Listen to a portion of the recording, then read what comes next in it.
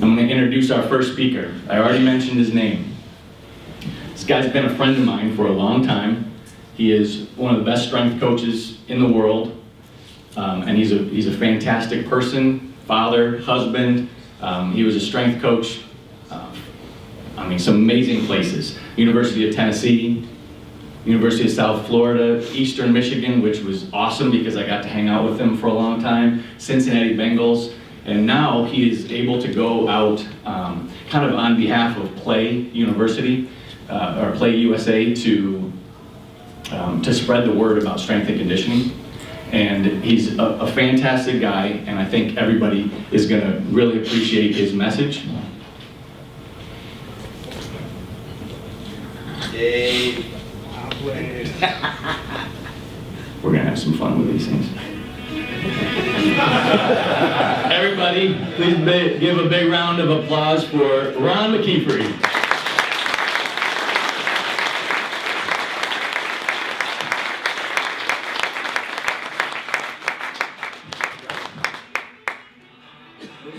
Got some theme music, huh? I'm not used to that.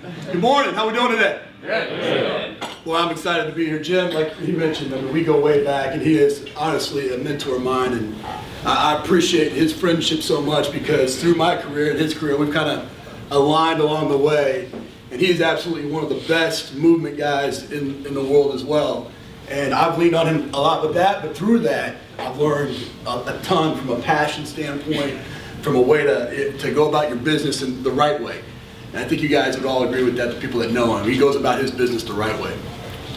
Having 4 kids, as he mentioned, I've mostly worked just football, and I've mostly worked with elite athletes. And I say that not in a braggadocious type of way. I say that in a way, having 4 kids, I don't envy your job. I honestly don't. It's the hardest job that I've had in coaching is coaching my own kids. And the Olympic sport, we're the only country, and I get a chance with Play now and through the years, I get a chance to travel the world and speak about strength and conditioning. And we're the only country in the world that doesn't have their best coaches, or the other countries put their best coaches with the youth. And in this country, we think it's the other way around, and I can tell you, if I haven't been there, it's not always the case. Some of the people that I've met in this room, phenomenal coaches. And so I appreciate you guys allowing me to be here and present.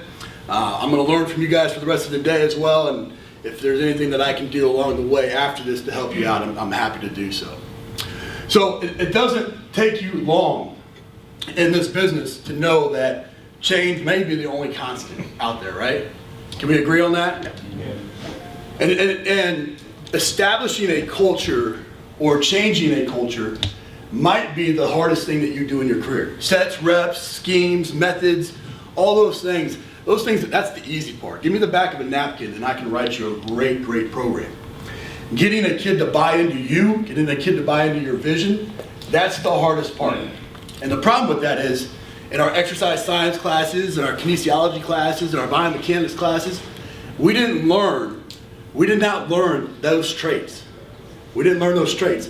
And ultimately, our success depends on how well we do that. Is that correct? I need some engagement. Yep. That's me. I've been very fortunate. I've been a part of championships teams at the highest level, and I've also been a part of teams that have won 1 game. And whether or not we were at the championship level or we were at the team that had won 1 game, the number one thing that we talked about on a daily basis was culture.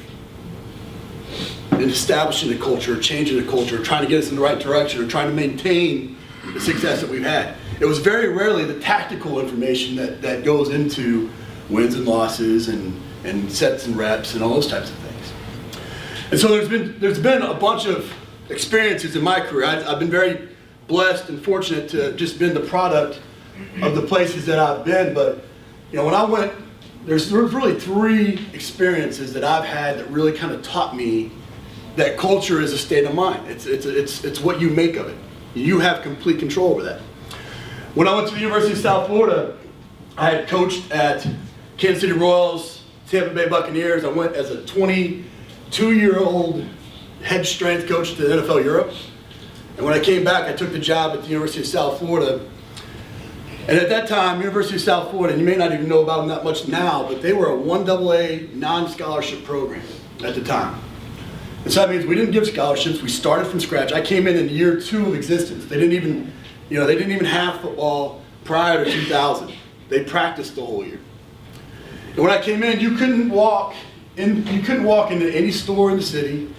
There was nobody and see a T-shirt, buy a hat. I kept trying to find gear for my family. Couldn't find it anywhere. There was just a few pieces in the bookstore.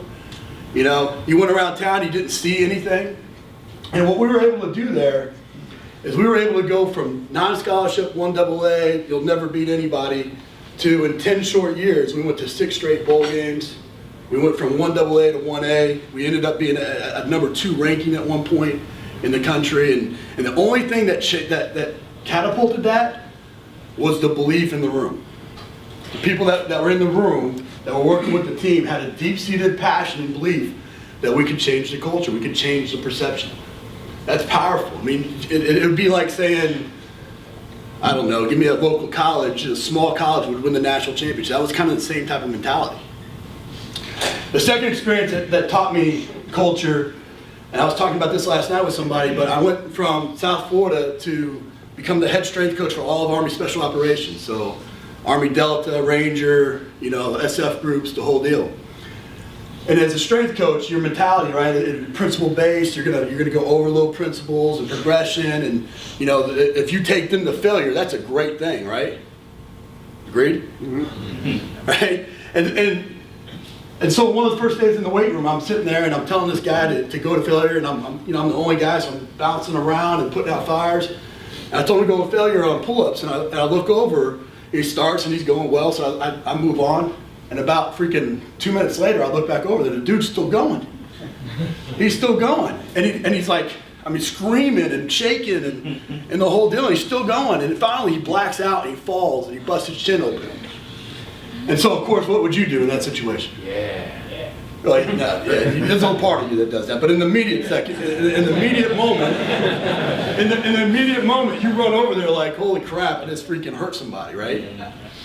And so I get over there, the dude's still out, he's bleeding on the freaking platform. And I'm bouncing around, I'm looking for people, and 2 dudes walk over and they're like, medic, and they walk away. Medic comes over, I'm still there, I'm still with the guy. Medic comes over, stitches him up right then and there, and the dude goes back and grabs the bar, like he's gonna do another pull-up. And so what that experience taught me was just the power of the mind. What's possible, the mentality-wise. Because that guy, in all intents and purposes, is a great athlete in his own respect, but he wasn't like the guys that I was normally working with, right? Our elite athletes, they're much more gifted genetically than special forces guys, but their mind takes them to another level. The third experience was when I came up here to Eastern Michigan. So you guys, how many of y'all from Michigan? So you're all familiar with Eastern Michigan, right? Doormat of the MAC for the long time, hadn't been to a bowl game in 30 years, hadn't had a winning season in 17 years. And my head football coach in college, he was a 26-year-old head football coach, I was a 23 or 21-year-old senior. So we're more like brothers. He came in my senior year. We turned around a team that went from 1-9 my junior year to 9-1 my senior year, went to national playoffs. And I said that if he ever got a job, I was going to go. So I was working for the Cincinnati Bengals, NFL. He gets the worst job in college football from the outside perspective. And I told my wife that if he ever got a Division I job, I was going to leave where I was at. I was really hoping it was probably a little bit more established program than Eastern Michigan. But at the same time, most people run from that type of challenge.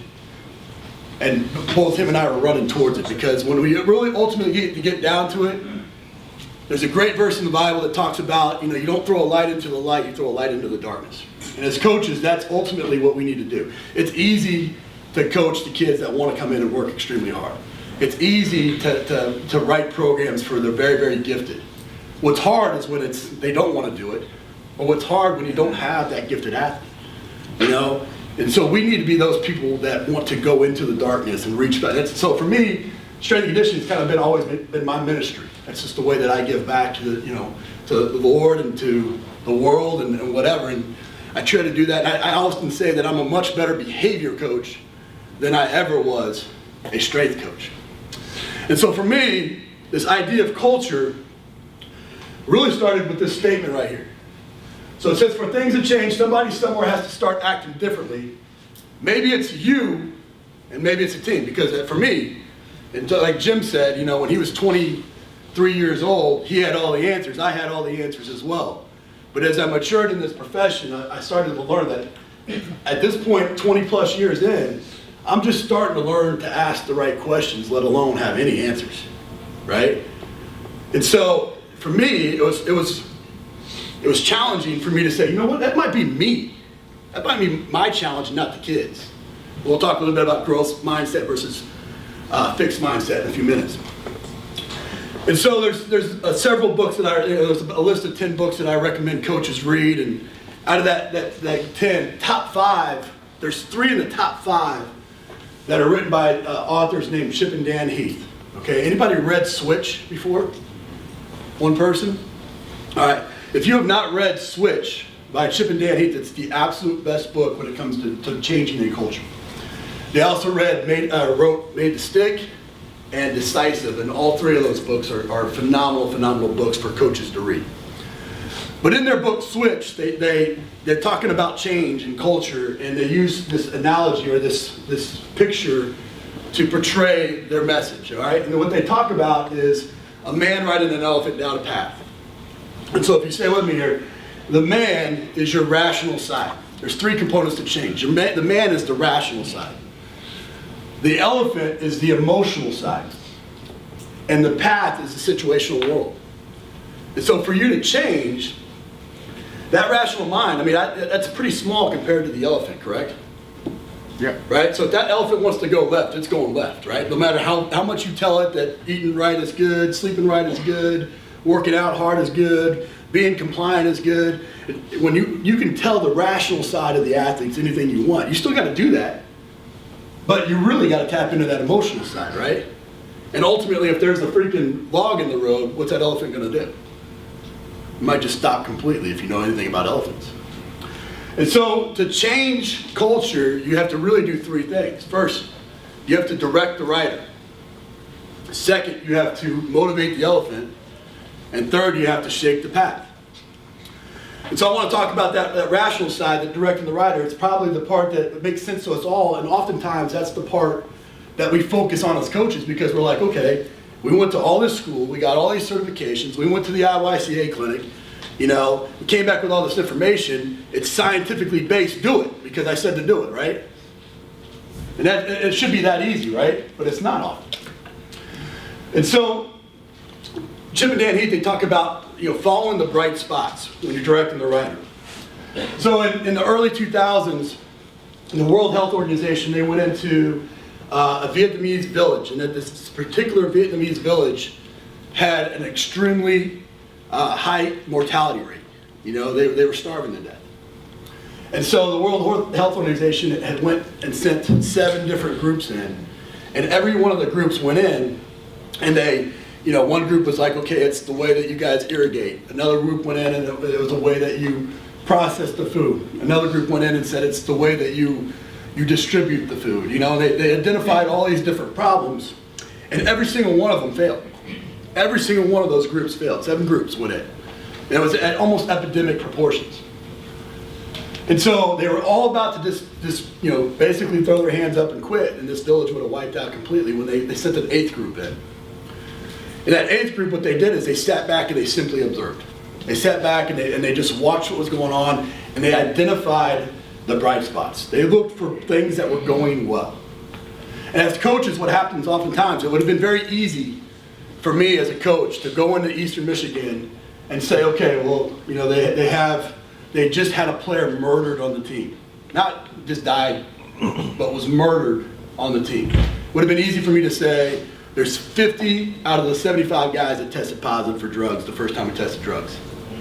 Right? It would have been easy for me to say that they'd had 30 years of losing, so there's no way you can recruit to that. It would have been easy for me to say that they're outside Detroit, which had gone bankrupt at one point.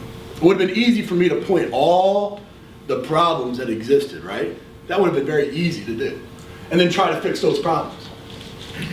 Or, just like with the World Health Organization, this guy goes in and he finds somebody that, he's finding aspects or families within the tribe that do have kids that are meeting their weight standards, that do have, that find families that are storing things correctly. And then what he simply did is he just got those people to teach the rest of the village.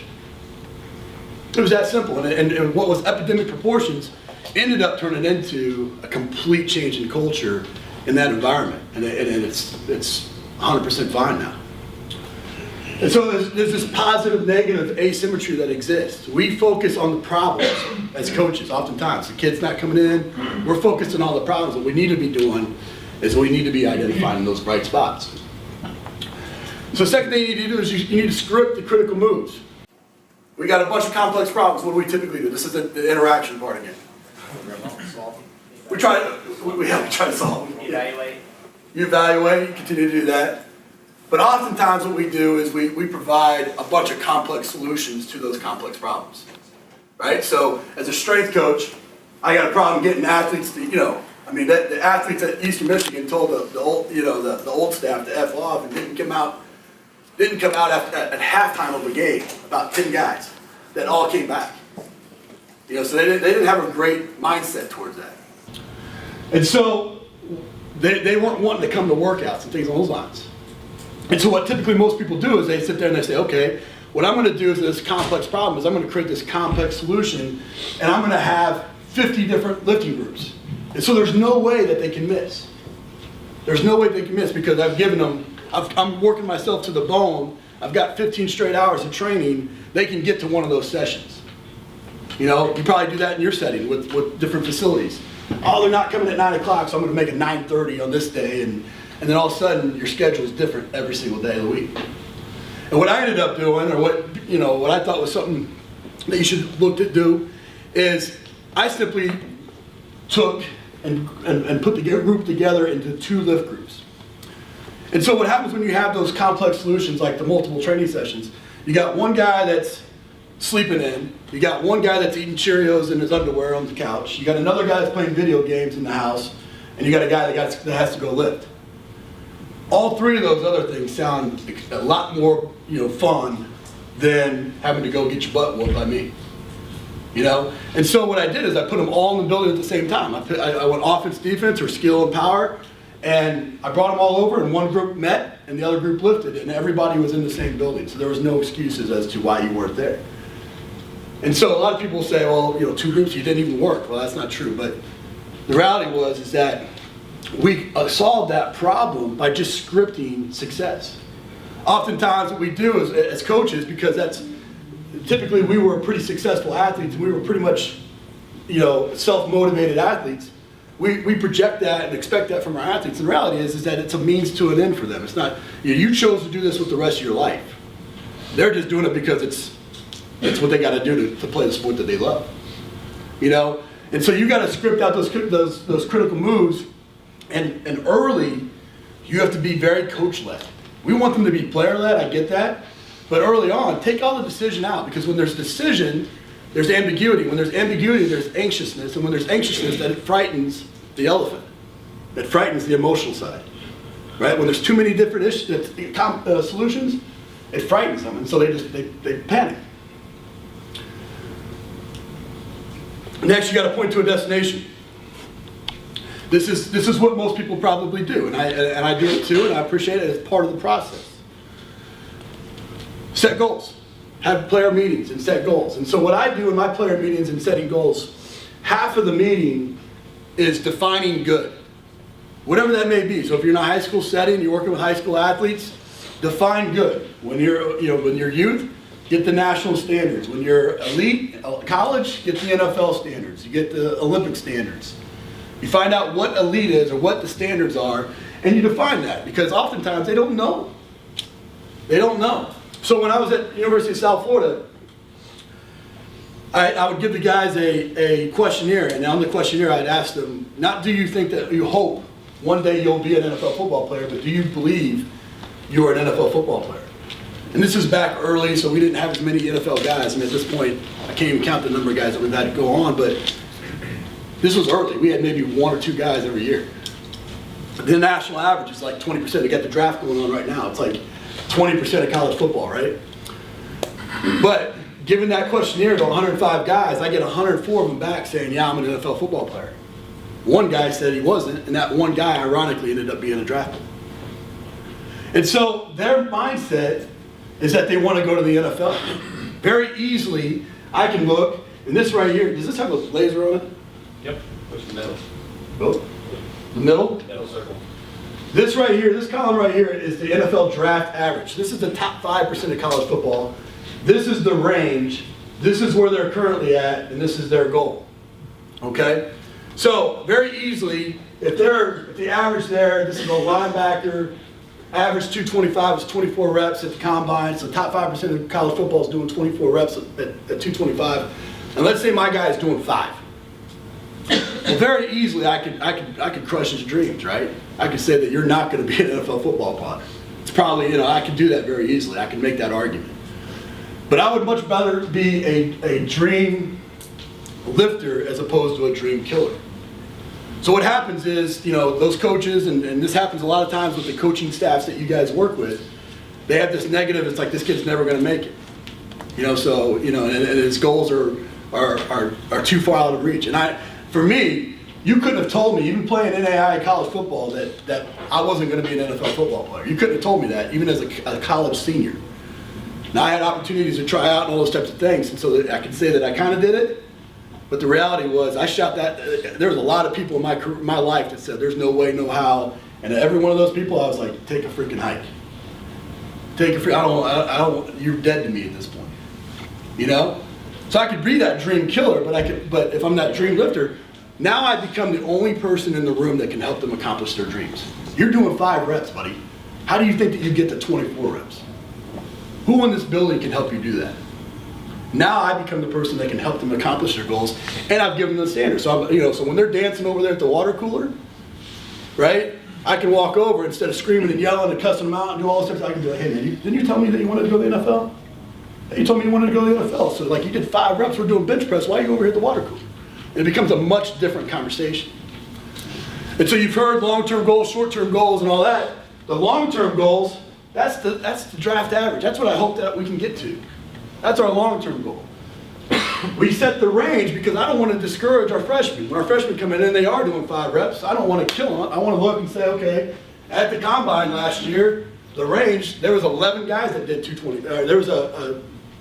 There was a guy that did 11 reps at 225. So you're not too far off of that. So we can potentially get you there. The current is their current goal, or where they're currently at, so we define where they're at in relation to their goal, and then their goal is their short-term goal. What do I think that they can accomplish in that training period? But the takeaway message with that is that you have to define good. If you don't know what good is, and you don't communicate that to your athletes, then you're aimlessly just going in there and just trying to, I think we'll do this today. You need to create that plot. You need to know what their strengths and weaknesses are. And so we track it. This goes up in their locker. It goes on their mirror. We have them take a picture of it, and it goes on as a screensaver on their phone. And then we turn around and we basically update it every testing period, and we talk to them about it. So that's the rational mind should be that simple, right? Hey, you're this far away. This is what good is. This is what your goals are. We want to identify the bright spots. We want to script the critical moves, and it should be that simple. But the reality is it's not. The hard part is motivating the elephant. That's the hard part, the emotional side. So when I'm really pissed off, it's hard to tell me to do anything. When I don't want to do something, you're gonna have a hard time getting me to do it. So the first thing you want to do is you want to grow your people. So there's a great book, Start With Why. There's a TED Talk Simon Sinek did. How many people have read that? Right? It's the big buzzword right now. Everybody's talking about it. It'll probably be in everybody's presentation today, I would imagine. Start with why. And I love it. I love the message.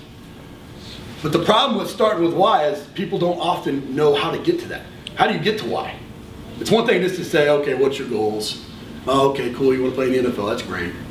But the reality is that to really get too deep with an athlete, and in a short amount of time, when I'm dealing with my athletes, as a head strength coach at the University of Tennessee, I had over 1,500 athletes total. So to get really deep really fast and get to know them on a personal level, be able to push them past that comfort level, I had to find ways to get deep quickly. And so you have to appeal to their identity. I think that's the number one thing. I asked 3 questions. So in that goal meeting, when I sit down with the players, the first half of the meeting is what I call their why meeting. The second half of the meeting is their goal setting meeting. That first half, I asked them 3 questions, and I would write these down because these are very important. The first thing I asked them is if they weren't a football player, if they weren't a lacrosse athlete, if they weren't a basketball athlete, if they weren't a hockey player, what would you do? And for most of those guys, myself included, I had never ever thought about what I would do other than football.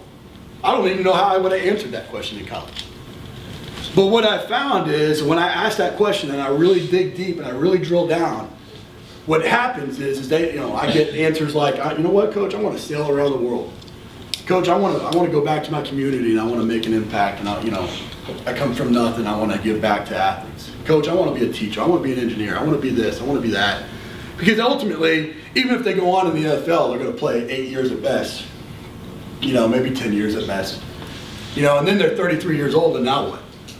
And now what? They got a whole rest of their life. And we all know that the likelihood of getting to 10 years in the NFL, NHL, whatever. And so most of them never thought about that. And so you really dig into what motivates them. Maybe they're real analytical thinkers and they want to be an architect. Maybe they're just very free-spirited and they want to go, sail around the world. The guy that told me that, sail around the world, our head coach was a sailor. Didn't know that. They didn't know that about one another, and so it was a way for me to connect them on a different level. I had a player that wanted to be a ESPN reporter. That was his dream job, even more so than playing in the NFL. And so in that Y meeting, I have a podcast that I've been doing for about 5 years, Iron Game Chalk Talk, if you've ever listened to that. But I have a podcast. It's a form of radio, right? And so we're talking about it, and one thing I will say about this is I answer all these questions as well. I answer them for myself, and then I ask them the questions. But in that process, I told him about that. He told me about his, and so what I ended up doing is I helped him start a podcast, basically talking about athletes in college. And he would interview different athletes at different colleges. And so when he ended up being a senior, he was able to take about 50 episodes of a podcast as a resume to ESPN with an audience and say, I want to be an ESPN reporter. And I'll be damned if he's not an ESPN reporter now. Pretty cool. So you don't think that him and I have a little bit different relationship by pointing them on a different level than I would if I was just like, okay, I want to go to the NFL, okay, I can be the guy to help you get there, meeting adjourned. This is different. Now I'm able to, I know the motivations. The second question I asked them, what's the most difficult thing they've ever gone through in their life? When you want to really know what motivates a guy, ask them what their hardest thing they've ever gone through. Oftentimes, that's what catapults them down their path for life. And so I can get really, really deep, really, really fast with guys with that question. The third question, who's the most influential person in your life? That may be a parent, that may be a coach, that might be a teacher, that might be a neighbor, whoever it may be. And so that will give you some insight into them as well. But what it'll also do is it gives you a great contact person. And so what I do is I basically get their permission to call that person. And so on my way home every single night, what I do is I take about 3 people and I call them on that list. I call them and I make sure the very first thing that I tell them is something positive about that kid. Something positive. Because what happens most of the time when coaches call parents? Trouble. It's trouble. Something negative. Right? So I tell them something positive. What's that person going to do? What's that influential person going to do? Tell the person. They're going to tell the person, right? Next time Johnny calls home, Grandma's going to say, you know what, Johnny? Man, Coach Mack really cares about you. He said this about you. You believe that? I could have chewed that kid out that earlier that morning, and he's going to hear that, and his whole world's going to change, and his whole view of me is going to change because the most influential person in their life just checked off on me. You don't think that makes a difference? And so now, what happens is I'm able to coach kids on a different level, knowing those 3 things. Going around the room. If a kid's freaking, struggling, I walk up here. Would your brother be proud of you acting like that? That maybe their brother's the most influential person. I used to use this in the NFL. We had Derek Brooks. His whole motivation in life was his kids because he grew up in an orphanage as well. Ended up being Hall of Fame member. And Derek, when he would be on the leg press, he'd be going and we'd be going to failure, and he'd get to where he thought the failure was, and I'd be like, man, all right, 13's for Anna, 14's for Jared, 15's for whatever his other kid name was. And man, he would freaking kill himself before he gave up on those 3 reps. He would kill himself. So you find ways to motivate him that way.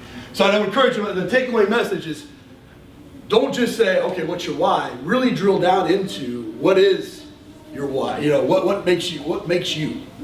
And then you're able to motivate from a little bit different level. And that, going back, you might go back. One thing I skirted over there was the fixed mindset versus the growth mindset. Growth mindset, or a fixed mindset, believes, you know, there's a lot of coaches that believe that an athlete's just the way they are. They think that when they come in, it's like, you know, they're a product of their environment. They're never going to change. They throw their hands up at coaches, and they're just like, that's just the way they are. You all had those people? Had those coaches? I deal with that a lot. They'll never change. Just wait till they graduate, or they'll turn around. They'll grow up as a senior, or whatever. A growth mindset means that that we have an opportunity to change that. That they have an opportunity to change that.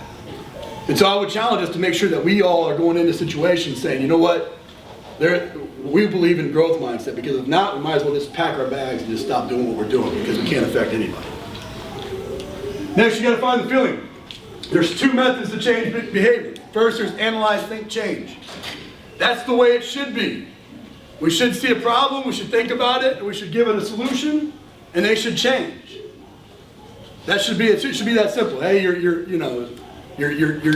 widening your arm, you're crossing your midline. You know, this is the way it should be, now do it. It should be that simple.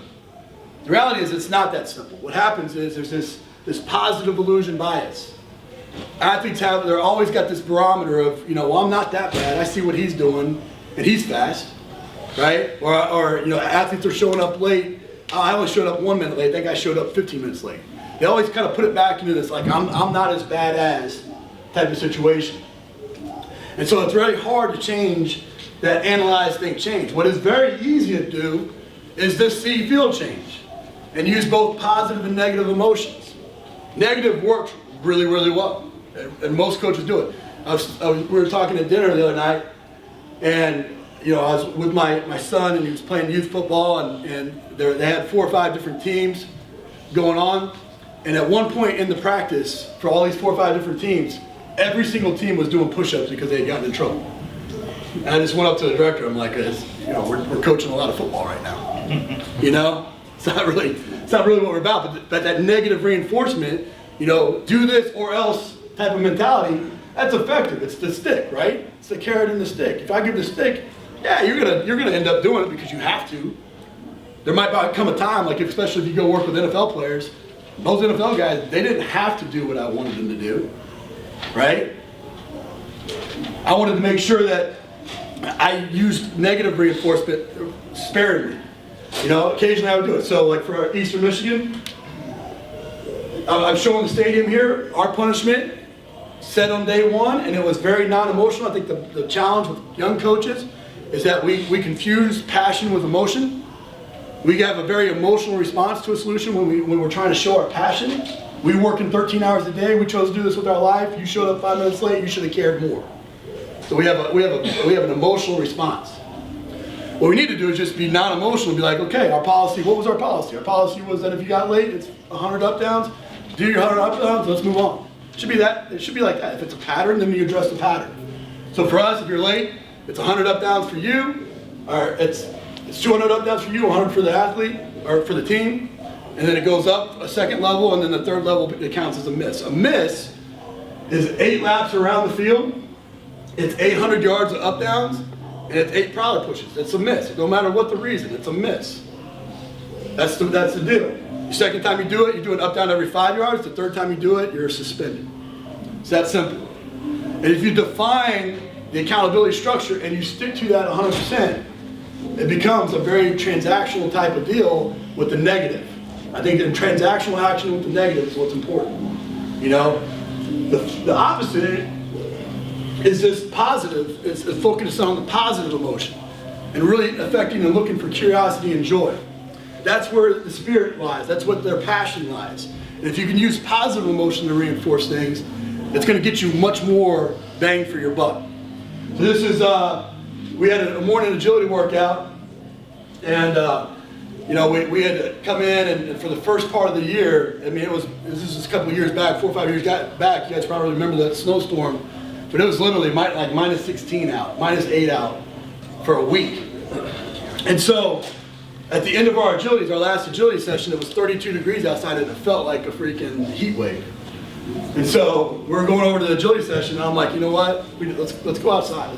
Did I give up, when we went outside and did agilities, did I give up maybe some of the athletic benefits of making sure we're planting in the right spot and all that type of stuff? Absolutely. But what I gained was, look at the smiles on their face and the fun and the memory. You know, guys still text me to this day about this opportunity to go outside. And that curiosity and joy can lead to a lot of positive things. So there's 5 ways that I go about trying to elicit that response. The first way is creating life experiences. Most of these athletes are coming from single parent homes. They don't have a lot of money. They don't have a lot of opportunities to do things, and so their life experience is pretty low. For me, I've always grown. I've grown exponentially. When I went out of the country for the first time, my whole shift and focus of the world completely changed. My opinion of people completely changed.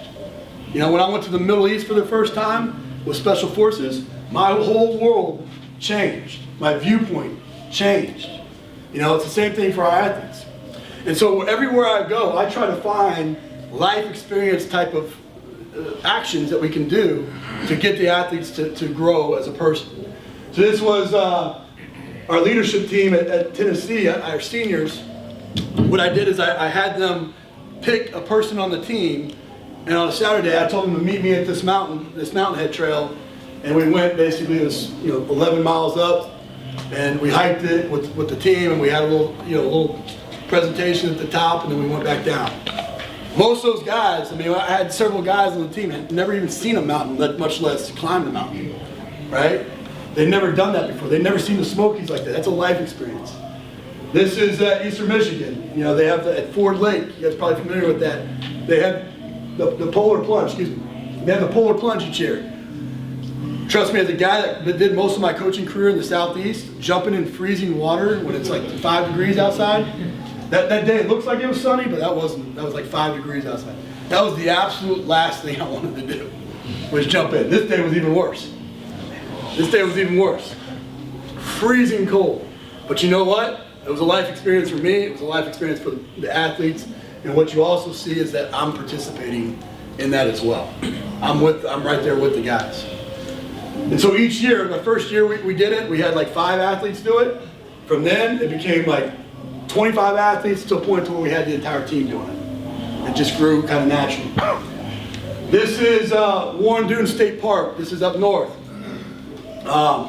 And if you've ever climbed a sand dune before, it's real now. It's not an easy thing to do. You know, what we did is we took the team, we camped out on the beach of one of the Great Lakes. I'm not sure which one it is, you probably know. Beautiful, looked good. I'd never seen a Great Lake before. Most of the players had never seen a Great Lake. They're camping on the beach for the first time. We got up, we did our agilities, and we finished our agilities by climbing this freaking monster of a hill. It might have been one of the hardest things I ever did. But if you guys look, that's me standing up and everybody else is crawling, just for the record, okay? I want to make sure you guys know. Next thing is create bonding opportunities. This doesn't take, I mean, those things didn't take a lot of money. This didn't take any money. We just, after a workout, we started playing slow pitch softball. You know, we grouped them up into teams. We ended up having a championship game. This is paintball. We took the guys paintballing one time. It was just more of an opportunity for me to get to shoot them than it was for them to shoot me. But it was fun. You know, we just had a blast with one another. This is broom ball. Went to a hockey rink, used broomsticks and a soccer ball, a little small soccer ball, and played hockey basically. Blast. This was after a morning agility workout in Florida, and we did it on this beach, and then everybody just went and jumped in and just swam. This was curiosity and joy, man, hanging out with one another. You can't underestimate that enough. This was, we would always do a stadium workout where we did just a crushing stadium workout. And so one day I kind of turned them the other way from the stadium, and I'm telling them about all the bad stuff that I'm going to do to them. And I'm about ready to break them, and as I break them, I had all our interns there with dodgeballs, just pelting them. And we played dodgeball instead of climbing the stairs that day. We still did the stairs, but we gave up a little bit of the work so that we can get a lot of that. One of their favorite moments. I trick them every year. Next thing is create one-on-one opportunities. You got to find times to be able to get to them one-on-one. This is McKeefery, plays for Oakland. Played in the Senior Bowl. Nobody was going down. No coaches were going down. I found out last minute that. I jumped in the car for 3 hours and drove down to Mobile, Alabama. I didn't want to drive 3 hours necessarily to go watch another football practice, which I'd done my whole life. But at the end of the day, that time with him, he still calls me to this day and asks me advice, even as a multi-millionaire playing for the Oakland Raiders. Had another player that was borderline mute. It was just a guy that did not communicate at all. The coaches hated him, couldn't understand him. He would just grunt whenever I'd ask him a question. He'd just grunt. And it took me a year, and I just kind of, I would send him a text every day, and 99.9% of the text would come back with nothing. And occasionally he would basically grunt on the text message. In the year though, I observed him and I saw him always working on his car. Every single day he worked on his car. So in that Y meeting, I'm like, what do you want to do? He's like, I like working on cars, basically. And so that was about the extent of the meeting. And I asked him, I said, okay, well, I have a buddy that works for NASCAR that was a strength coach of mine. Do you like NASCAR? Yes, sir. Let's go check that out sometime. Okay. I forgot about it. He comes back about 2 months later, 3 months later. He's like, Coach, when are we going to go do the NASCAR? It's the most consecutive words he ever said to me. Jumped in the car the next day. We drove to North Carolina. We go into the shop. There's all the shiny cars. This dude, dreadlocks, wife beater, grill. He walks back to all the fat white mechanics and just starts talking about freaking manifolds and this and that. And just for an hour and a half, had an awesome conversation. And their perspective shift, his perspective shift, and from that moment on, I couldn't shut him up. Just changed his life that way. Next, I try to do a lot of special workouts. Try to find ways. This is a Halloween, let them dress up and work out. This was a day that just happened to be a nice day. We had come off a loss. Typically, we'd go in the weight room. I was like, you know what? Let's just move the weight room outside. We lift it outside. It doesn't have to be extravagant. But that right there, coming off of a loss and just moving the workout outside, changed our whole demeanor for that next game. This was a red, white, and boom workout. Heather Mason, I think, is speaking at this, right? Yeah. Heather Mason, I stole this from Heather. She did this in Tennessee with the Olympic sports. But basically, 4th of July, we let them dress up, red, white, and blue. You want to get a bunch of guys to be highly motivated, you put the opposite sex out there with them in the workout. So we did it as a group university workout, put them in the teams, mixed up co-ed, had an absolute blast. It was a killer workout, but they had an absolute blast. This was just a night workout we did with some team building. It doesn't always have to be physical. This was a mental challenge of just getting everybody up on a box in one of those workouts and having to communicate and do that for, 30 seconds or something. We would have a workout at the end of each phase. I program in 8-week blocks. Every 4th week is an unload week, and the unload week we do a special workout. So one is usually a butt kicker, one is usually a team builder. So at the end of every phase, we have a tough workout, and we tie it into a competition. This was one of our teams. That's the winning team being served by the 8th place team. Make a big deal about it. Lastly, I want you to include your family. Include your family as somebody, again, that works, with a lot of kids that haven't had mom and dad model. I feel obligated to try to show them what it's like, to be a good parent, to be a good husband, And so there's a great TED Talk, Brene Brown, is talking about the power of vulnerability. Anybody seen that? A couple people? Fantastic presentation. Fantastic presentation. As coaches, we have to become more vulnerable. We have to talk about our highs and our lows because it isn't being modeled at home. It's not being modeled at home. And so we have to tell them that life's not, all they see on social media is all the good, right? We have to let them know. So when I'm having problems with my family or a situation, I talk about it with our team. I'm vulnerable. I include my family with the guys. This is my daughter. I think she was maybe probably 12 at the time, 11 at the time. She wanted to take a selfie with the team, so she jumps up on the glued ham and she freaking puts it up. And what's that in the background? Smiles. Freaking smile. I mean, genuine smiles and happiness and really enjoying, being around my family. And it humanizes me, right? I don't just become this coach. I become dad that has, that loves his kids. That's my daughter and my son at the Red, White, and Boom workout. She was the DJ in the box. He was our filmer. Went around and filmed everything. But the guys freaking loved having him around. This is a workout that we did with the parents. We had all our players bring their moms in. It was a Mother's Day workout. And we called it Barbells and Babes. And we had the moms come in. This is K. John Armstrong. He's from Detroit. His mom right here is just getting her butt kicked, and he's loving every single minute of it. He's loving every single minute of it, filming the whole thing. But we had their players come in. And for K. John, his mom is the most influential person in his life, by far. It's not even close. So now I show him that I care about his mom as well. What do you think that does for our relationship? Next, when motivating an elephant, you got to shrink the change. So again, in your setting, you may not do this, but I think somebody. I was talking to Jared, I think last night, or somebody, and they were talking about developing culture. And I'm telling you, the impact that you have, the opportunity you have to make an impact on young people, is freaking tremendous. And so if you're not coaching character at where you're at, you're just being transactional with lifts and sets and reps and all that, you're missing out on a great opportunity. But what we do is, oftentimes coaches in general, they're just, they're human nature. They wait till they're a senior and say, okay, now you're a senior because your parents had sex before this guys did. So you're older than them, so now you're a leader. And so as a senior, now lead the team. And we haven't done anything to prepare them. And what we do is we break it up, and we have a series of leadership deals for the freshmen, for the sophomores, for the juniors, for the seniors. And so now by the time they got to be a senior, we've taught them how to be a leader. And we shrink the change. And so this is our freshman group. We use Band of Brothers, the HBO deal, TV show, and we just pull leadership lessons out of that show. And every week we go through a different lesson and use the movie as a resource for that. And it gets the guys to buy it, they love it. They learn some leadership qualities. Lastly here, you got to shape the path. First, that starts by tweaking the environment. How much time do I have? 5 minutes? The first thing in your environment, a lot of people, they just want to go in and they want to change the weight room around, and it's like, okay, the environment's new, it's a whole new program. It starts with your people first. All right, so there's a personality test.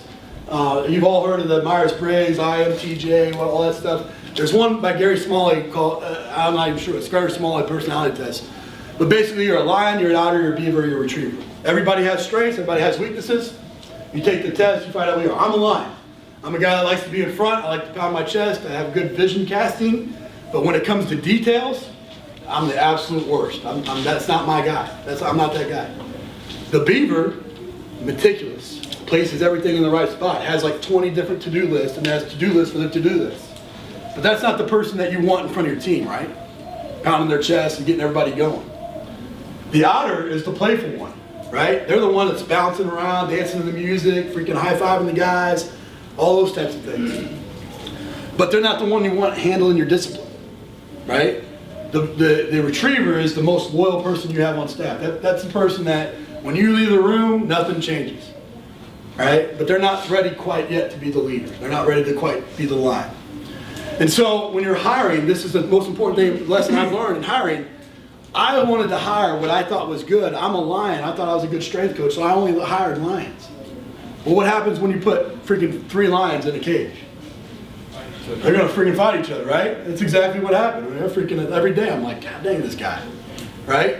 So what you need to do is you need to hire your team and have all those positions, right? Because, I'm not going to be the guy that takes the selfies with the team and freaking does all that. I need to have somebody that's going to work with my DBs and my wide receivers, right? I need to have that meticulous guy that's going to be like, oh, Mac, you forgot about this, and you forgot about that, and we need to do this, and we need to do that. I need that guy on my staff. So when you're a young coach, you need to develop all those skill sets. So I don't just hire for credentials or experience. I hire for what I've also lost. So if I lost an otter, I'm going to look for an otter. If you're a young coach and you're looking for jobs, you need to be able to be whatever they need you to be. When you're the leader, You get to be what you want to be and are naturally, and then you hire what you're missing, right? So you gotta have that round team. So I would encourage you to make sure you look at your people first when you're hiring. Of course, tweaking the environment. When I got there, the racks were all cockeyed and whatnot, and we just cleaned it up. This was the nutrition area before I got there. This is what we created afterwards just by setting a vision. You know, and a lot of times, again, we didn't have that kind of money. But what I did is I went out, I got the graphics all drawn, I put a board up like it's coming, and then every single day the administration would walk down, they'd see that and be like, oh, that's pretty cool, well, that's pretty cool, and then finally somebody walked through with some money and they're like, okay, I can do that for you. And we got it. You know, you just set the vision. So that nice nutrition room, we have all those different products and whatnot. There's a bunch of wrappers, so we would start finding wrappers on the ground. What's the natural reaction when you see that? As a coach, what are you gonna do? Pick it up. Yeah, you might pick it up yourself for sure, but what else? Negative, right? You're gonna be negative. You're gonna go run them into the ground, right? You're gonna go run gassers until they puke because you didn't get your wrappers away. Just tweak the environment, okay? I just lock it up for the week. You want to motivate a bunch of fat guys? You take the food away, right? The skinny guys all of a sudden start doing what they're supposed to do. You know, so you just tweak the environment and it controls themselves. You want to rally the herd. Same thing. This is a competition. We divide them up into teams. The green is guys that went up in points that day. The black is guys that stayed the same. The red are guys that went down. And so now the captain's at the top. They walk in, they see the red, they go right to that guy, and they take care of it. You know, and so it becomes more player-led than coach-led at that point. You tweak the environment. Keep the switch going. You got to keep it going. It's not something that all of a sudden you put a little bit of work into it and it's done. You got to keep it going every single day. You got to keep working at it. But that team in Eastern Michigan that we talked about that hadn't 30 years of not going, you know, to a bowl game, 17 years of not having a winning season, all the drug tests, all the problems, the murder on the team, the whole deal.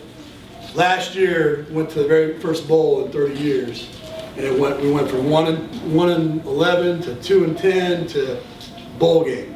And so the process works. If you work the process, you work it on each one of those levels. You shape the path, right? You motivate the elephant. You direct the rider. You can affect change in a big, big way. That's my information. I know I'm probably getting close to time here. I don't know if we have time for questions, but I'm pretty active on social media. And website, got a podcast, got a book, all those types of things. If there's anything I can do to help you out, I appreciate it. Thanks so much, guys.